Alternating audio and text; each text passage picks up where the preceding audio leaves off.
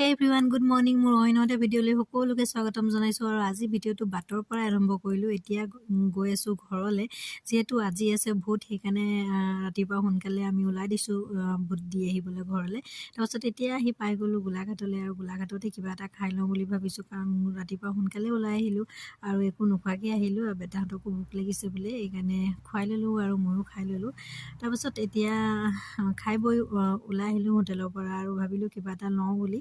তাৰপাছত ঘৰলৈ মিঠাই কেইটামান, তাৰপাছত দেখিছোঁ দোকানেই খোলা নাই। এইখিনিতে দোকান এখন খোলা পালোঁ, তাতে মানুহজনে মিঠাই লৈ আছে। আৰু এইখন বনাইছে গোলাঘাটত নতুনকৈ শিশু উদ্যান এখন বনাইছে, ভাবিলোঁ আপোনালোককো অকণ দেখাই দিওঁ।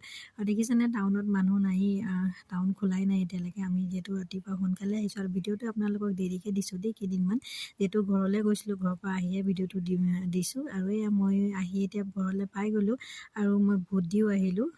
আজিলৈ ইমানেই, নেক্সট ভিডিঅ'ত লগ পাম। তেওঁলোকে সেইটোকে